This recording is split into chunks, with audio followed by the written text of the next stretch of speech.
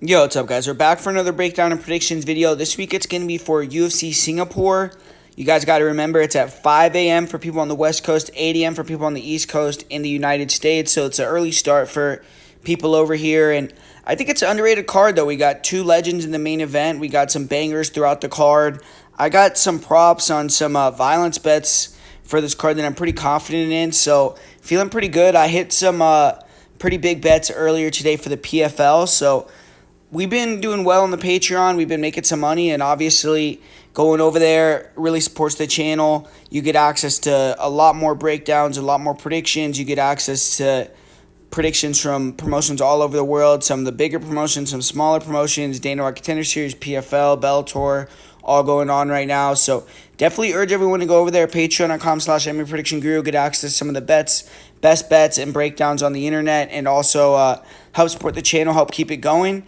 And besides that, man, hit the like button on this video. Let's try to get some likes. Let's try to get some interaction on here. I would really appreciate it. And the final thing is tomorrow I am going to be doing a breakdown and predictions video on the Big Brain MMA podcast with Big Steve. So that's going to be fun. That's going to be the first time that I've ever gone on his show. So it should be a good time. And definitely go over to his channel and check it out tomorrow. So make sure to remember that. And but besides that, man, let's get in this first fight of the night here. We got Seung Choi. He's taking on Jarno, Errens. And he's in a do-or-die position here. He's had success in the UFC before where he did win 3 times. He got some big wins in 2021. He beat Yusuf Salal. He beat Julian Erosa. And he was able to move way up in the rankings. He fought a ranked guy in Alex Caceres. But he started good, almost finished Caceres, and then ended up getting finished himself. Ended up losing a close decision to Josh Colabal. And neither of those losses were bad, but in his last fight, he got knocked out in the first round against Mike Trizano, and now he has 3 losses in a row. And with that being the last memory we have of Choi, has to go out there, turn the page, put on a better performance on Saturday if he wants to keep his job. He is going to be performing in Asia and in front of a fan-friendly crowd for him, and should have an easier time with the travel and everything like that. So it's a good opportunity for him to have a good performance. Jarno Errens, he's 13-4. He's coming out of the Netherlands. He made his UFC debut last September, lost a close fight to William Gomes, and he was going to get back in the cage and fight David Onama in January, but he had a shoulder injury, and it's been almost a year since the last time we saw him. So hopefully he's healed up. He's ready for this fight, and he's going to be in enemy territory. The acclimation is going to be a key part for Errens, and he has to be ready to fight at a time that he's probably not used to fighting. So far, all of his wins have came in Germany. That's a little bit alarming, but that's something that he's going to need to change on Saturday if he wants to get the win. And Errens, he's a Muay Thai pressure fighter. He cuts the cage off well. He walks fighters down. He has decent boxing. He throws a lot of crosses to the body to open up the headshots. Pretty good combination puncher. Definitely has power in his right hand, and he'll throw leg kicks, body kicks.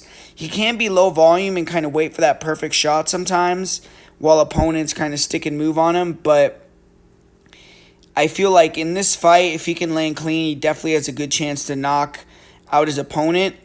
And I think that his style is to pressure, get his opponent to exchange with him, and then try to either hurt them or get them to shoot on him and then look to submit.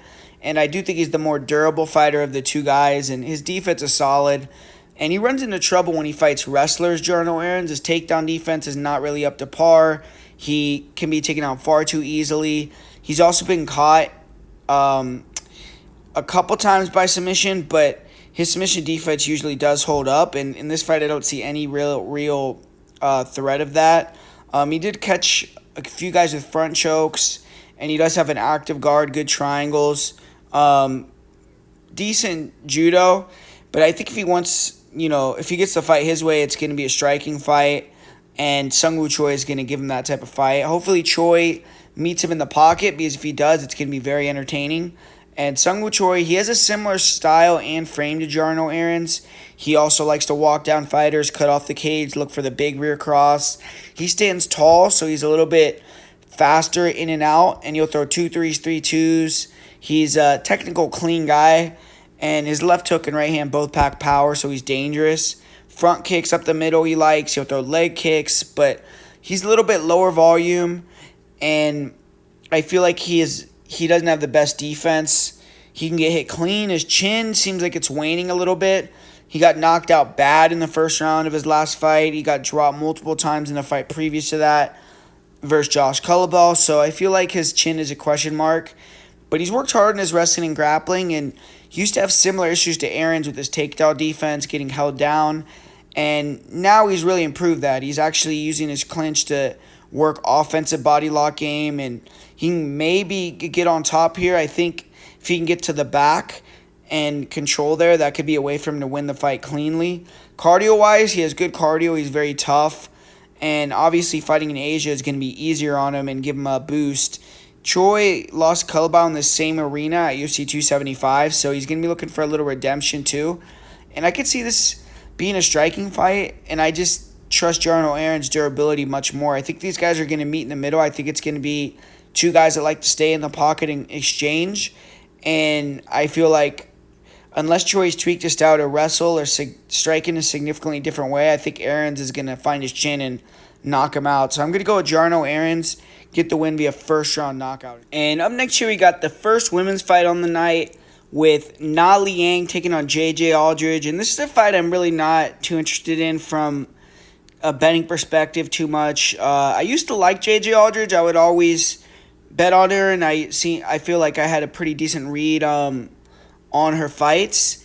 But recently, I feel like she's kind of fell back a little bit, and when she got dominated by Ariane Lipsky, who's kind of a middling fighter in the weight class, it really gave me some cause to pause on continuing to like JJ Aldrich going forward.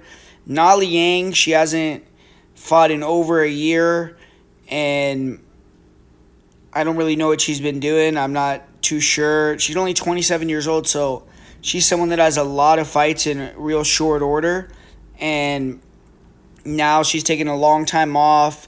Maybe she got some financial security and she's been training and getting better, but ultimately I really don't know what to expect out of Liang. Right now, what we've seen with Liang is she goes out there, seems like she's a big girl for the weight. She has an okay rear cross, and then she wants to try to get it to the ground by any means necessary, spam some submissions or try to look for that ground and pound, and then if she can't get the finish early, she'll will it and kind of get finished later in the fight. And JJ Aldrich, you got kind of the exact opposite type of style where she never really looks for the finish. She's just staying real tight, defensively sound in that southpaw stance, looking for the counter strikes. She's she's implemented a while back her ability to take girls down and control from the top position with heavy top pressure, just kind of lay and pray. And she's just a very hard girl to get out of her shell and beat unless you have like a very glaring advantage against her. She can kind of just find where she could slightly beat you, stick to that, and beat you with that for all night. So JJ's just a good journeywoman type of fighter with a lot of experience and a high fight IQ. And it's tough for me to go with Liang. I mean, I just can't really pick her. I feel like she's not really shown an ability to beat a fighter at this level. But I wouldn't be shocked if JJ Aldrich, going over to Asia, having to travel overseas like that, gets caught early, and Liang could maybe get out of there with a quick night, especially if you see JJ Aldrich, you feel like she's kind of fading.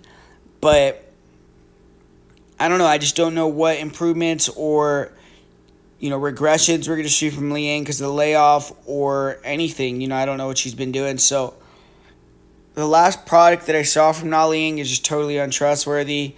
It's fun to watch, but that's about it. And I'll say JJ Aldrich actually wins inside the distance just because Liang hasn't really shown an ability to go 15 minutes. But JJ Aldrich isn't a big finisher, but I'll say she wins via second round KO TKO.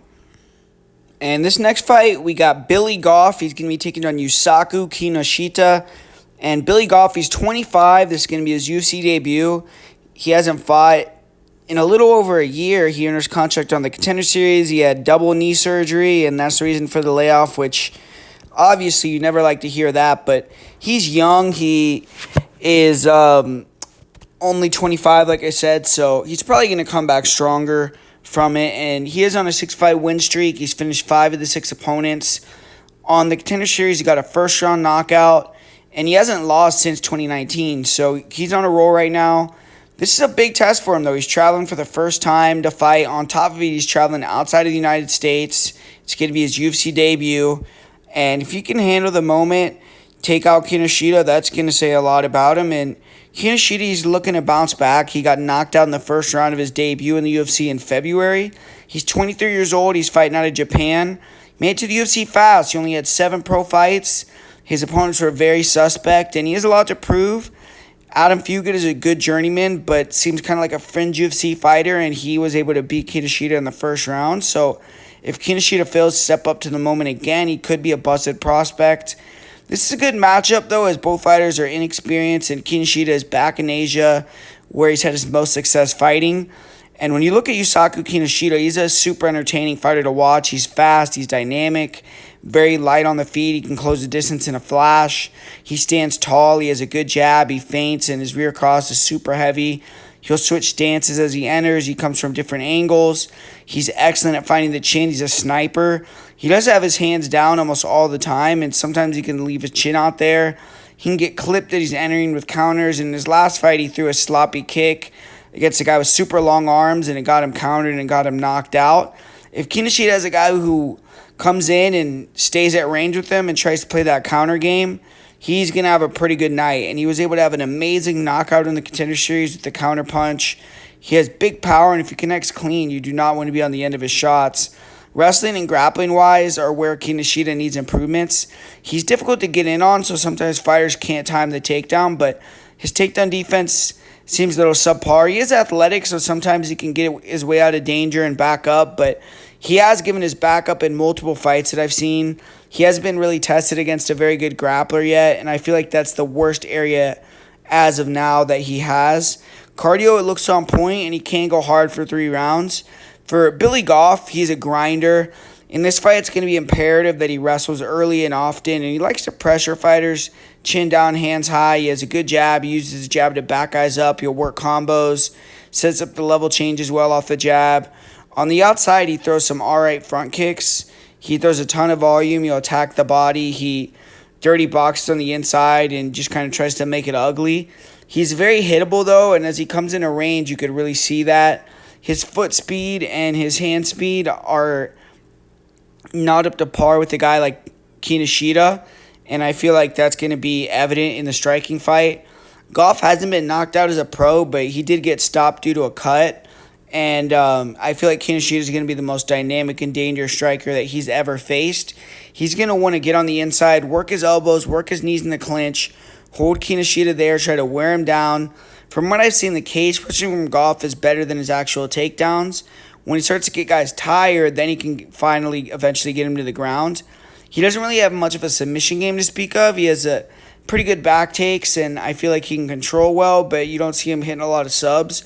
Cardio for Goff is a strong suit. He pushes the pace.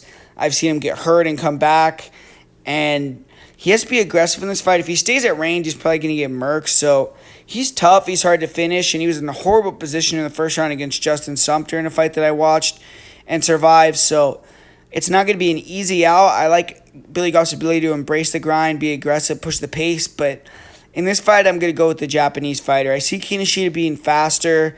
I think his hands are going to be accurate and sharp for this matchup, and I think he catches Goff coming in, pleases the Asian crowd, and gets that knockout in the first round. Goff almost got knocked out in the first round in his last fight.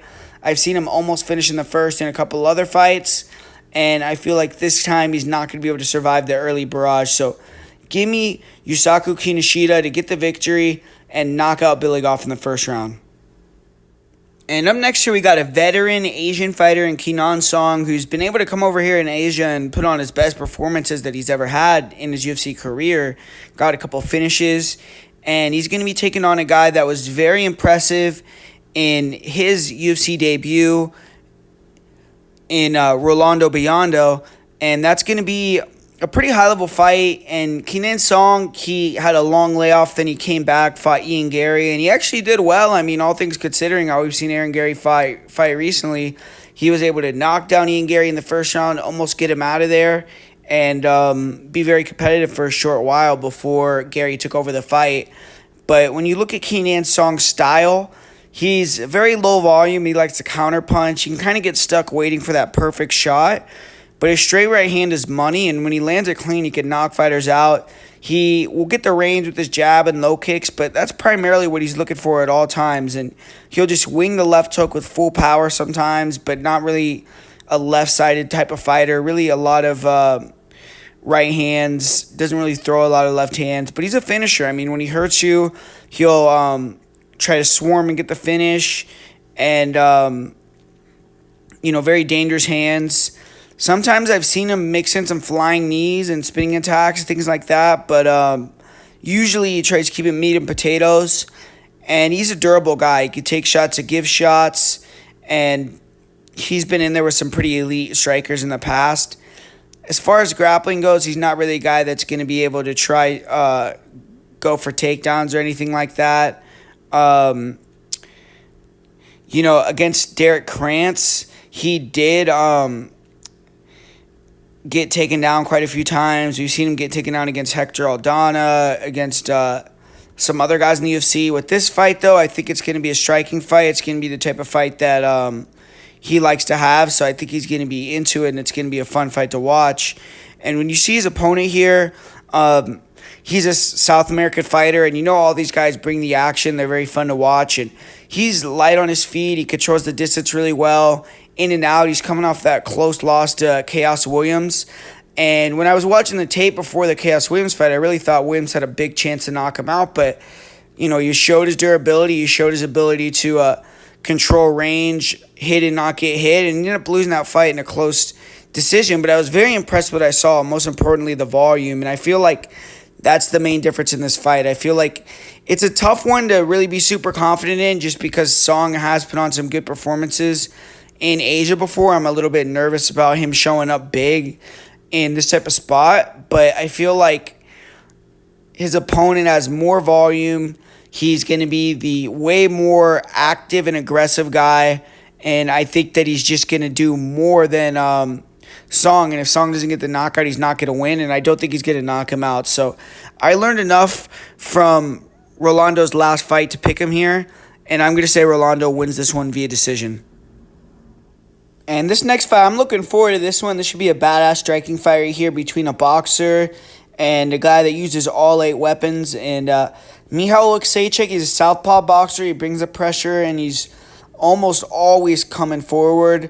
Very fluid and powerful hands. He throws fast left hands down the middle, to the body, to the head. Good job mixing up both the target and style of punches he throws. He'll mix in both straights and overhands. He feints or jabs his way into the overhands and crosses pretty well. He's accurate. He throws a lot of volume. He really pushes a high pace. He only boxes. He doesn't really mix it up. And his defense and durability are good, but leg kicks are there for other southpaw opponents, and he can get clipped with check hooks. The majority of Oleksiejczuk's wins have been first-round knockouts. Out of his 6 UFC wins, 4 are first-round knockouts. And he's only been knocked out himself once back in 2014, so very durable guy. And he's getting the fight he wants with Chidi and Njokuani. Throughout his career, fighters who beat Oleksiejczuk have been grapplers. Michal's been submitted 4 times. 3 of his 4 UFC losses are submission losses. In the first round of his last fight, his takedown defense looked significantly better, but he did get taken down in the second and submitted. This fight, I don't see that being much of an issue. Oleksiejczuk's cardio is good when it's a striking fight, and his fight style wears on guys. And I feel like that's going to be the type of fight that he gets here. Chidi and Njokuani, he's a tall, long, and powerful kickboxer. He's shown capabilities in the octagon already by flatlining his first 2 opponents. His last 2 fights have been losses, and he needs to show that long 16-year road to get to the UFC is going to pay off. He can't just have 2 wins and, get sent packing. So I think he needs to go out there and knock out Oleksiejczuk. And Chidi and Njokuani is a sniper, 80-inch reach, good speed, good accuracy, one-shot knockout power. The other position where Njokuani is dangerous outside of at distance is in the clinch. He throws brutal knees, brutal elbows. We saw him put out Dusko Todorovic with 1 elbow in his last UFC win. Outside of the Todorovic win, he has other knockout wins that came through the clinch as well.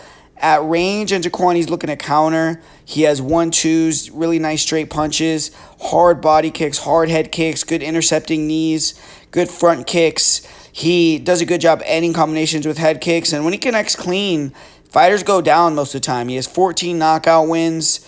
He has been knocked out 4 times himself, so his chin isn't incredible, but most of those knockout losses did come via ground and pound. And he has pretty good defense, but he just has to not be lazy here. I mean, Oleksiejczuk is going to be trying to slip and rip off the jabs or the shots up the middle from Njokuani. So Chidi just needs to be sharp and avoid getting countered. And he's not a great wrestler. He's improved his takedown defense, but that's the weakest aspect of his game. And grappling-wise, Njokuani is a black belt. He will attack some submissions. Sometimes we've seen him throw up submissions to his detriment before, but in this fight, I really don't see it being too big of an issue for him in terms of having to defend submissions or being up against a guy that's going to be looking to get him down too much. I think it's going to be more of a striking battle ultimately, and I feel like Njokuani's going to win a decision. Obviously, anytime Chidi Bang Bang is in the octagon, there's a chance he's going to get the knockout, but Oleksiejczuk hasn't been finished by strikes in almost 10 years, and I feel like Njokuani is going to respect the power, body punches, and the big left hand of Oleksiejczuk and fight smart. So unless he just catches me out with a big shot early and sleeps him, I'm going to say over 15 minutes, Njokuani is able to land the bigger, more significant strikes, maybe even get a couple knockdowns and wobbles and get the decision victory. So give me Chidi Njokuani to get the job done here in a really fun fight against Michal Oleksiejczuk. And this is another fight I'm really looking forward to. We got Garrett Armfield. He's going to be taking on his opponent here. I don't want to butcher this guy's name, but Toshiomi Kazama. Hopefully I said that right. But Kazama, he's getting another chance in the UFC. I mean, he got knocked out in 33 seconds in his debut. He was on that road to the UFC tournament. He made it to the finals, but then he ran into Rinya Nakamura, who we're going to talk about later, and just got knocked out super quickly. So now 6 months later, he's kind of in a do-or-die situation if he wants to keep his job in the UFC. Garrett Armfield, he's stepping in here on short notice, he stepped in on short notice in up weight class in his last fight, in his debut. Fought a tough dude in David Onama, too, and he started well but got tired and ended up getting finished in the second round. And he had a couple fights fall through, and due to that, he hasn't fought in over a year, but he's 26 years old. He trains at Kill Cliff FC, so there's a big chance that we see some improvements from him in the cage on Saturday. And with the circumstances of his last fight, I would call this Armfield's true debut, as he has a much better chance to show what he's made of under these circumstances compared to last time. This will be his first fight outside the United States, though, which is a big deal, and we have to see how he acclimates, but he's a good prospect. He has a boxer-wrestler style. He's fast. He cuts angles well. He has good feints. Boxing is his best attribute. He has fast hands, a clean jab. He throws some nice combos, fast 1-2s, 3-2s. He rips the body really well. He has fast counter uppercuts, keeps the volume high. He hits hard for a 35er, and usually he finishes combinations and he's the last to land. He's a bit hittable at times, and I think he should be a lot better on the feet compared to Kazama, but just has to be aware that Kazama does sometimes throw some tricky kicks. But Garrett Armfield is a good wrestler. He has solid takedown defense, and he will look for trips and takedowns of his own in the clinch. On top, he has heavy top pressure. He holds fighters down. He has a couple rear naked choke wins. His jiu-jitsu, I would say, is his weakest attribute, though. He's been submitted in 2 of his losses, and it seems as if when he gets put on his back, he doesn't have the best submission defense, especially when he gives his back or gets put in a bad situation. But I'm sure being 26, training at Kill Cliff, that's going to be probably one of the main things that they've went over during his layoff. And cardio-wise, Armfield holds up well. He did get tired against David Onama, but that fight was up away on 4 days' notice. I feel like he's going to be in shape for this one. And Kazama is a wrestler. He wastes no time shooting for takedowns, and he looks to make it a grappling match from the start. He cuts the cage off well. He's fast in and out. He has a good single leg. He has good body locks. His pressure on the feet is really phenomenal. He pushes a hell of a pace. He carries his hands low, though, and he runs into shots. His pressure is reckless. He just looks to land that counter left hook. Sometimes I've seen him throw some front kicks. but he got knocked out really badly in his last fight in just 33 seconds. It was one of those knockouts where it's like a career-changing type of knockout, and he's been knocked out twice now. He likes to chase the back, and he's very fast with his transitions, good control. He can chain submissions together. I've seen him use the twister position to set up submissions or even finish with punches, and he has all his finishes on the ground. Most are in the first round. 5 of his wins are submission wins, and he's only been a pro since 2020, so he's racked up a lot of fights in a short period. Before going on the road to UFC tournament, the level of competition was just really low level. His one win on the road UFC tournament, he showed good grappling acumen, but he showed holes. He really was just grappling. There was no strikes from either guy in the clinch, and I think if Armfield can make that read, let go in the clinch, he could potentially get way ahead in the fight. I think Armfield could take down Kazama too, but Kazama does have good sweeps, really good jiu-jitsu, and Armfield's just going to have to make that decision if he can trust his top pressure. But personally, I see Garrett Armfield as the superior fighter. Kazama's dangerous. On the feet, Armfield should have a significant edge, though. His jabs, his counter combinations, his counter uppercuts in particular. Kazama's going to be trying to close the distance, so that's where Armfield has to make Kazama pay for the clinch. He has to land clinch strikes, deny the takedowns, disengage. And I think Armfield can get the takedowns too, especially if he starts to see Kazama getting a little bit more tired. But if Kazama has a chance to take the back or get into an advantageous spot early or really any time in the fight, he definitely has a chance to get the submission. I just feel like Armfield overall is the better striker. He's the better clinch fighter. He's the better wrestler. And he should win this fight. Kazama's reckless. Armfield has sharp, clean boxing. I feel like Armfield has a great chance getting the knockout in the first. If he can, I see it probably being a decision win. But I'm going to say that with Kazama getting flatlined just 7 months ago, Armfield goes out there and knocks him out in the first round. And with this next fight, I really don't got too much to say about this fight. I'm not very impressed with either fighter here. I feel like Cortes has more potential, though, than Lucas Bresky. With this heavyweight fight, we got Waldo Cortes-Acosta. He's taking on Lucas Bresky. And when you got Cortes-Acosta, I mean, he's basically just a pure boxer, but he is in great shape, extremely tough, and he's athletic. So when you're at heavyweight, you have a good base with the boxing, and you could be very athletic. You have good durability and good cardio. That could take you a long way. And his last fight, he did lose to Rogerio de Lima, but he was able to beat 2 UFC-level guys before that. And Lucas Bresky, he hasn't been able to get a win in the UFC yet. And his style, he's more of a boxing style as well, but I feel like he's not as explosive, powerful, or fast. He likes to mix it up a little bit more, body head, and he will throw some leg kicks, but I feel like the leg kickers that Waldo Cortes-Acosta has been facing previously are a lot better leg kickers than Bresky, and that is the blueprint right now to beat Acosta is through wrestling and through leg kicking, but I don't think Bresky has that style to do that.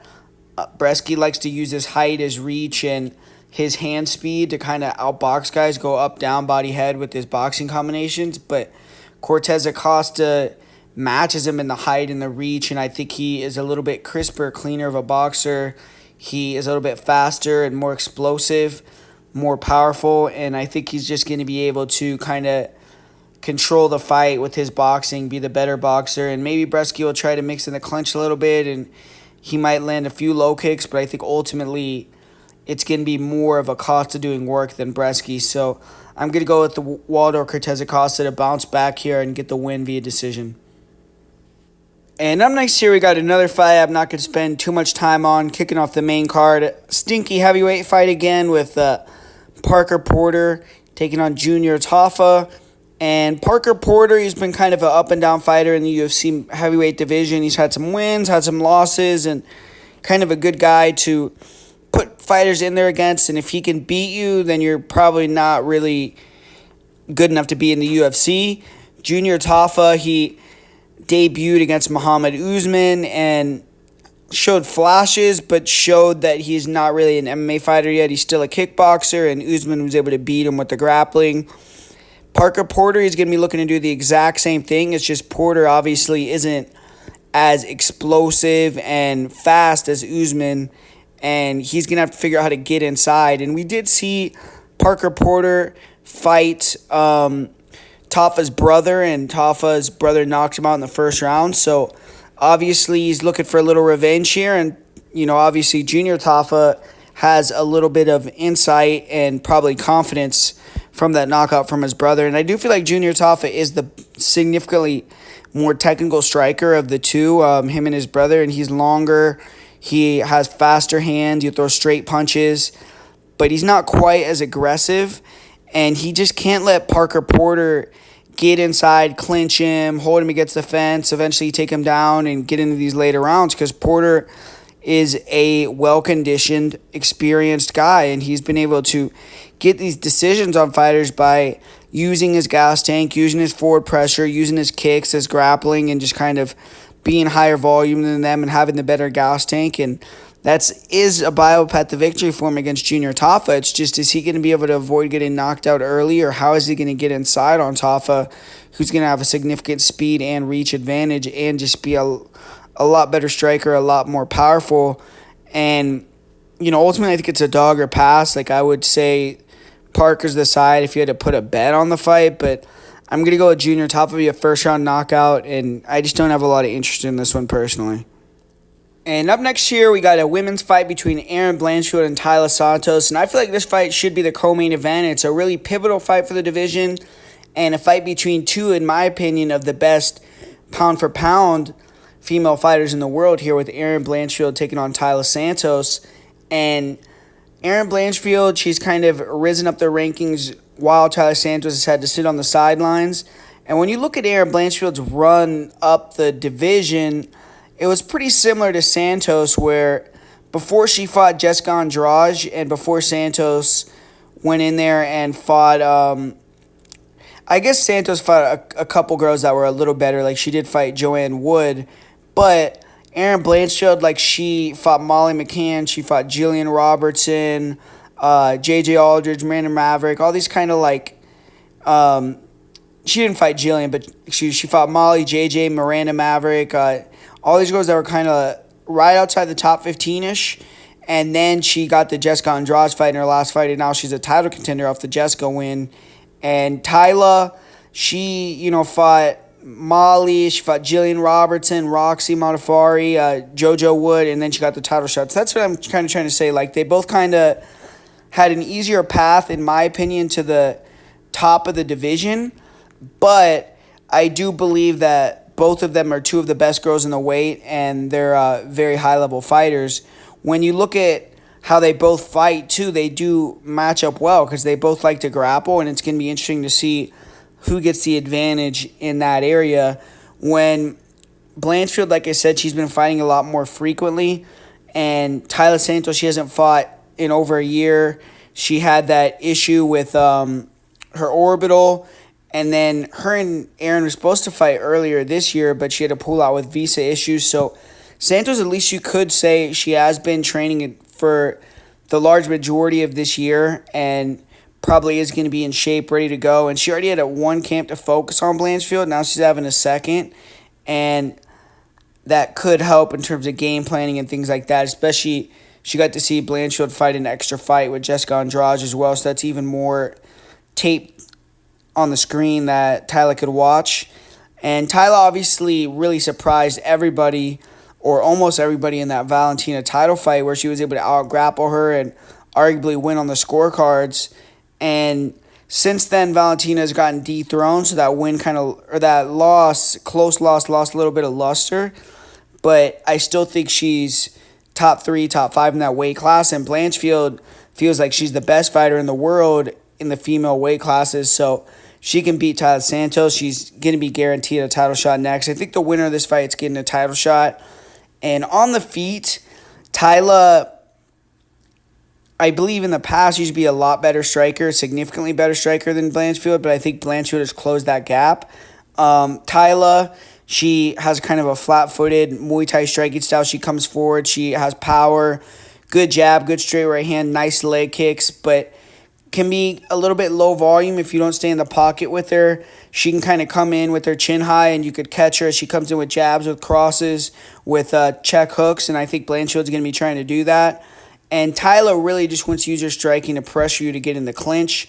And I think Erin is a little bit better at moving around, actually touching you, landing, and being a little bit more higher volume on the feet. It's just I think Taila, if they get into like a you give one, I give one type of fight, I think Taila's the more powerful girl. So Blanchfield just has to be on her toes and always moving and kind of all the way in, all the way out.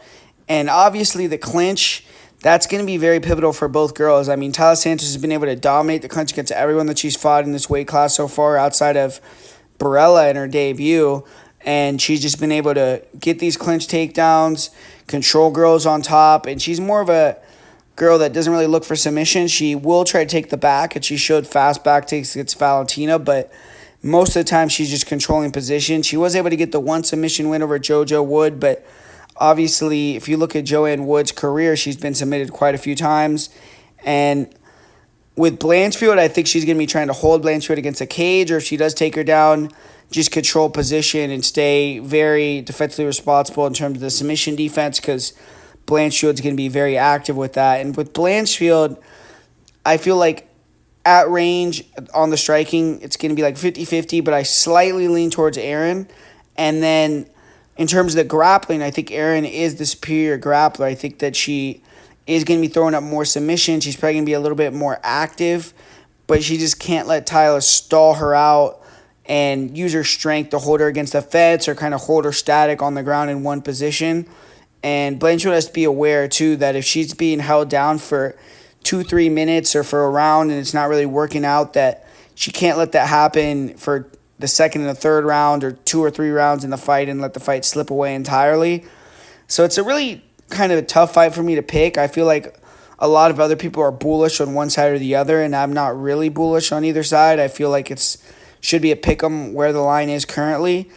But I'm going to lean towards Blanchfield just because I think she's going to be a little bit better on the feet. And I think that on the ground, even if she's maybe on her back, she'll be threatening a little more. And if she gets on top, I think she can be very effective. And I like the fact that she's a little younger. She has been more active. Taila's having to come off that layoff. She had an orbital fracture, coming off a loss. Erin's coming off some wins. So I'm going to be siding with Blanchfield in this one, but for me it's just a pass, and I'm going to have fun watching this one and figuring out who probably the next challenger at 125 is. And this next fight I'm going to be very excited for it, but don't really got a lot to say from a prediction perspective. I think it's a pretty obvious pick here. UFC is setting up Rinya Nakamura, trying to keep his profile going and build him up in Asia here, and I think he's probably the best Asian prospect on the roster for the men's divisions for the UFC. Rinya Nakamura is a blue-chip guy. He's an incredible athlete. He's someone that has extremely high-level background in amateur wrestling.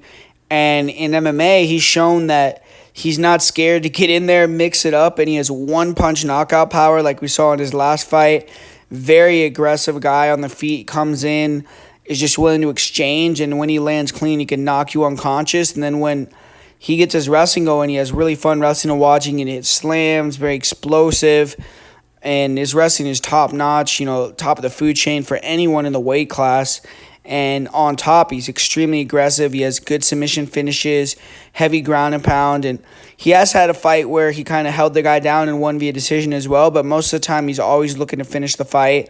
His cardio looks like it's on point. He's young, confident, and the only thing is just he can't get wild and just sit in the pocket and exchange against everybody like he did in his last fight, because one point, he might get clipped, and that's just not a smart thing to do when he has so many advantages in other areas over most guys.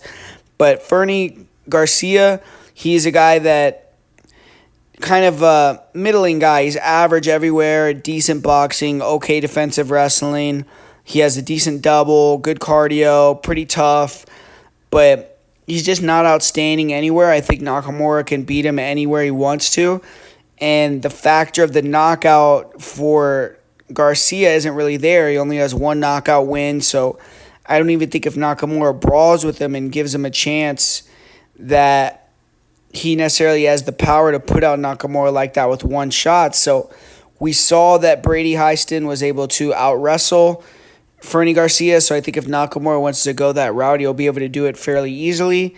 And I think that if he wants to go in there and just exchange and try to, improve his striking and get more comfortable with it and try to find that knockout, then I think he could potentially do that too. I don't think it's the smartest game plan to go out there and just brawl and exchange with everybody, but I'm going to say Nakamura goes out there and maybe gets a knockdown early but doesn't get the finish this time, and then uses his top pressure and his control as wrestling to win a decision. Garcia's a tough guy, and I feel like unless Nakamura could just get him out of there early, I think Nakamura by decision is a decent bet because Garcia is a veteran. He's going to be one of the more experienced, well-rounded guys that Nakamura has fought to date, and I think he probably can survive.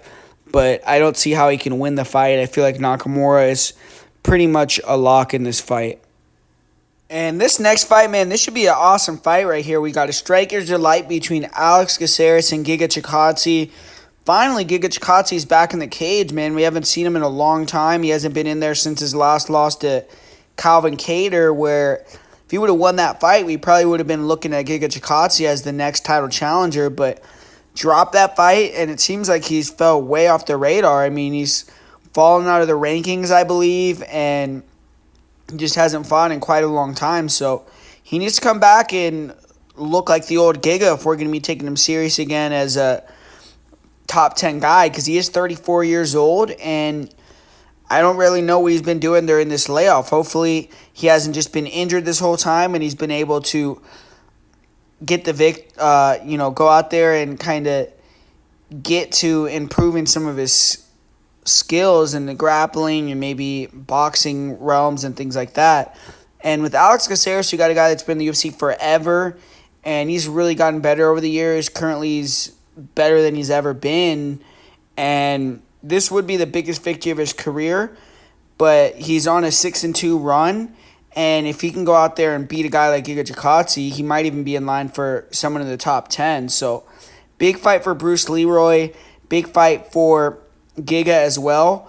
And Alex is the more well-rounded fighter, but I feel like Alex isn't a guy that's going to go in there and become a D1 wrestler. He's not going to shoot takedowns. He's not going to be looking for the clinch super actively. What Caceres does is he lets the fight come to him. If a guy overextends, he's really good at ducking under and taking their back or timing the body lock.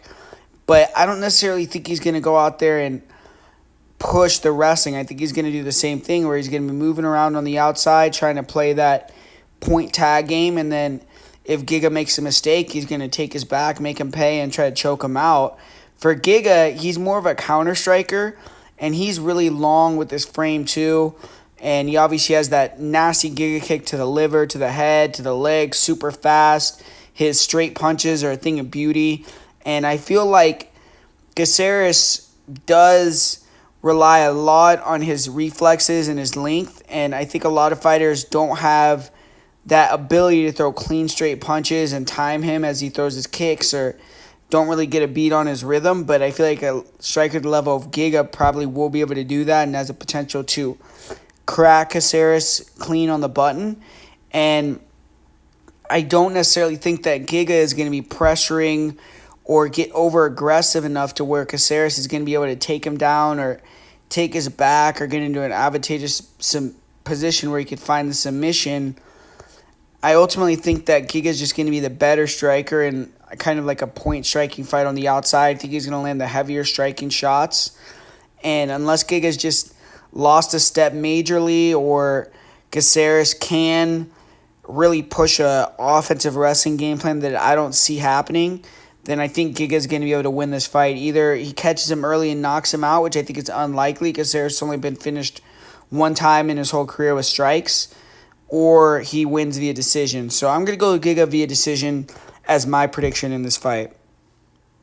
And in the co-main event here, we got a fight. I mean, for me, bro, this fight could be like the first fight of the night. I really don't give a shit about this fight. I'm not trying to crap on either guy, but both these guys extremely untrustworthy, inconsistent fighters, guys that I've kind of swore off betting on. And Anthony Smith, he has looked bad recently. His last fight with Johnny Walker, just kind of cruised to a decision loss in that one, and just hasn't been able to show that ability that he did even in the fight with Spann a couple years ago. And Spann, he did have that big knockout win over Dom Reyes, but then kind of faltered back in his fight with Krylov, got submitted in the first round. And that's just kind of been the whole story with Spann, where it's just untapped potential. He'll flash potential in one fight, then look horrible in the next, and just totally untrustworthy guy. And these guys obviously fought recently in a main event, and there was some beef going into the fight, and then Anthony Smith ended up finishing him in the first round. He was dropping him like all over the place, which was very surprising. I mean, Spann could not take Anthony Smith's power, and I mean, I just don't have a lot to say about this fight. Anthony Smith is fading. Ryan Spann, I mean, you could still argue, I guess he's in his prime, but he's just so inconsistent. It's hard to trust him ever, and his chin is very, very questionable. I'm just going to go with Anthony Smith just because I've seen before that he beat this guy. Ryan Spann can't take his power. He could submit Ryan Spann. I just feel like he's the more durable guy, the more trustworthy guy, where if something bad happens, he could survive and then finish late. And Ryan Spann's the type of guy that will give up that late finish or will kind of wilt when he's in a bad position. And I think Smith is going to be able to take advantage of that again. So I don't know if Smith's going to be quite as dominant and get an early finish, but I'm going to say over the course of 15 minutes at some point, Smith either gets a KO, TKO, or submission win here. And up next here, we got an awesome fight, man. We got two legends throwing down in the main event. And this is a fight kind of like a, this seems like a boxing style fight where you wish it would have happened a few years earlier between these two guys. But it is what it is. And Korean Zombie, he's had a few really good performances when he's gotten a fight over here in Asia. Obviously, we remember that fight against Frankie Edgar where he just completely destroyed him, looked like an absolute dynamite in that night. But Max Holloway is a different animal. And obviously, some people argue Max Holloway is the best featherweight of all time. He's definitely top 3. And he's kind of trying to finish that puzzle. He's beaten a lot of legends. Korean Zombie is one of the legends he hasn't beaten that's from his era, or kind of maybe you could even argue the era before him, but has been able to maintain through this era. And now Max Holloway is going to check off the list that he's fighting him too, and he's fighting him in Asia. I mean, it's a pretty cool fight in my opinion for Max. There's not a lot of fights probably that get Max up, make him really want to go train and really fight hard, and this probably is one of them. I mean, he's going to fight a legendary fighter in his home area, and, they're going to go do the damn thing. And I feel like a few years ago, Korean Zombie would have been a sneaky underdog play because style-wise, he has a great style to match up with Max. I mean, the guy's a really excellent counterpuncher, and he has one-punch knockout power with the counterpunching ability. So it's going to be Max coming forward, trying to overwhelm him with the volume, and Zombie's going to be trying to catch him with the clean counters, which he is going to land a lot of counters. And it's just if he's going to finally be able to be the one that cracks that chin of Holloway, which seems like it's uncrackable. But nowadays, I mean, when you look at Korean Zombie's last few fights, his last fight with Volkanovski, he took a huge ass whooping. It's hard to envision that Zombie's going to be able to bring out that old school Zombie type performance, and it just feels like it's a Max Holloway show type of fight. But I do think Zombie, he's underrated in certain aspects. Like, if he can get it to the ground, he's going to be dominant in the grappling. I think his counterpunching ability early is going to be dangerous, and I think throughout the whole fight it's going to be there. But I just ultimately feel like the damage that Korean Zombie has taken is going to show throughout the fight as it continues. I think he's not going to really be able to keep the pace, and I feel like Max is going to do what Max does and puts that volume on the guy and just really beats him down and kind of gets the job done. So I feel like Max Holloway is probably just going to be able to decision Zombie in this one. I don't know if he finishes him. I mean, you look at Max and he really struggles to finish many people whatsoever. So I feel like that's going to be tough. But I'll say that Max wins this one via decision. So there you have it, guys. That's my full card breakdown and predictions video for UFC Singapore. Hopefully you liked it. Hopefully you enjoyed something. As far as my most confident pick, I'll say Max Holloway, Rinya Nakamura are kind of my more confident picks. And yeah, as far as the party of the week goes for this one, I'm not going to do a party of the week. I'm just going to do a play of the week for this fight card, and I'm going to do a play of the week on Jarno Errens. So that's going to be the play that I give you guys. That's going to be my full card breakdown predictions video. Hopefully you enjoyed it, and I'll talk to you guys later.